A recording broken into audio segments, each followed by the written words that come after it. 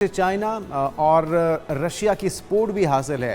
तो आपको लगता है कि ये सपोर्ट इसी तरह से पीछे से ही जारी रहेगी, या अगर ये तलखी बढ़ती है, शिद्दत बढ़ती है, जिस तरह से अमेरिका ने भी, डोनाल्ड ट्रंप ने भी अपनी फ़ौज के अहकाम जारी कर दिए हैं, तो फिर आमने सामने दो ब्लॉक्स आ सकते हैं और इसमें और ममालिक की एंट्री भी हो सकती है?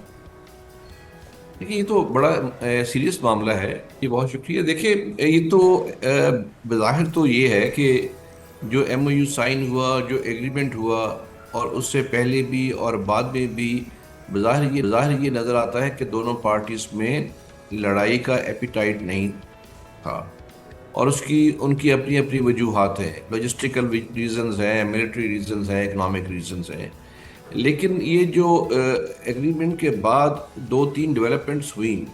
एक तो ये आप देखिए कि जो राहबर का जो फ्यूनरल था, जनाजा था, उसके ऊपर बहुत बड़े तादाद में लोग आए, और बदले का नारा भी, जी रिवेंज हाँ। का नारा भी जारी था। तो ये जो इंटरनली ईरान के अंदर जो पॉलिटिकल एलीट है और पासदाराना इनकलाब है, उनके दरमियान भी जो डिफरेंसेस ऑफ ओपिनियन और approach towards resolution of this issue है, वो वहाँ पे मौजूद है। ये जो पॉलिटिकल एलीट तो चाहती है कि इसका सफारती हल हो। पासदारान जो हैं वो लोगों के जज्बात के मुताबिक इसको थोड़ा एग्रेसिवली लेना चाहते हैं। दूसरी तरफ आप देखिए कि जैसे JD वैंस ने, जो अमेरिकन वाइस प्रेसिडेंट है, उन्होंने ये कहा है कि इजरायली हुकूमत के कुछ अनासर हैं जो अब अमरीकी अवाम के जहन में जहर घोल रहे हैं कि ये एग्रीमेंट नहीं होना चाहिए और वो ईरान के साथ सुलह का ये एग्रीमेंट ख़त्म कर दे। तो ये दोनों तरफ से ये रीजंस हैं। सही। मैं ये समझता हूँ कि जो एग्रीमेंट है वो बड़ा एक तारीख साज एग्रीमेंट था।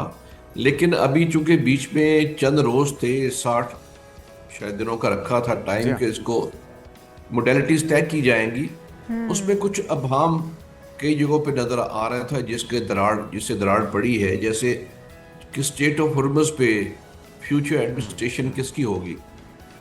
अगर ये तय हो गया कि इसको खोल दिया जाएगा, लेकिन किन शराइत पे, कौन करेगा, कैसे करेगा, वो एक इशू जो है वो भी बन गया। और दूसरा आप देखिए कि जो सैंक्शंस थी ईरान के ऊपर, उस पर रिलीफ का भी कहा गया था, लेकिन उस पर भी लैतुल्लाल की गई अमेरिका की तरफ से कि अब करेंगे तब करेंगे, उसको मशरूत करना शुरू किया। इसी तरह फ्रोजन एसेट जो थे ईरान के, लेकिन उनके डॉक्टर ऊपर साहब, भी अभी ये ये जो 60 दिन का टाइम फ्रेम था, इसमें ये सारी चीज़ें तो तय होना बाकी थी, लेकिन हमने देखा कि थोड़ा सा जिस तरह से आप भी कह रहे हैं कि फ्यूनरल के मौके पे जो जज्बात, सेंटिमेंट्स भड़के हैं, और ये रियलाइजेशन भी हुई है उनकी मिलिट्री की आदत को कि अवाम उनके साथ खड़ी है, बदला लेना है, तो थोड़ा तलगीर हो गया उनका मौके, उस पर तनकीद जारी है। लेकिन अभी ये जो रिसेंट गुज़श्ता रोज़ हुआ है, जॉर्डन के अंदर हमने 2 अमरीकी फ़ौजियों को मरते हुए देखा, और उसके ऊपर अब ये बात हो रही है कि पूरी तरह से ये जो एक्यूरेसी है, इसके पीछे चाइना और रशिया की सपोर्ट भी हासिल है।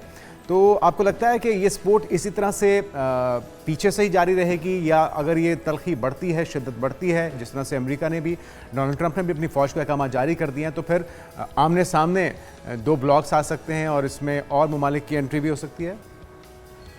देखिए, ये तो बड़ा सीरियस मामला है। देखिए, जैसे पाकिस्तान के लिए भी बड़ा सीरियस मामला है, इस रीजन के लिए बहुत सीरियस मामला है। अमेरिका समझता है कि मैं दूर बैठ के यहाँ पे खेलता रहा हूँ, लेकिन उनके बेसिस तो हिट हो रहे हैं और ये उसको अपनी लपेट में लेगा। और जहाँ तक चाइना और रशिया का इसके बैक में होना है, उस पर तो ठीक है, वो जाहिर है कि वो उसके खिलाफ, अमेरिका के खिलाफ एक ब्लॉक है। लेकिन ईरान का अपना भी जो ड्रोन और मिसाइल सिस्टम है वो काफ़ी एक्यूरेट है।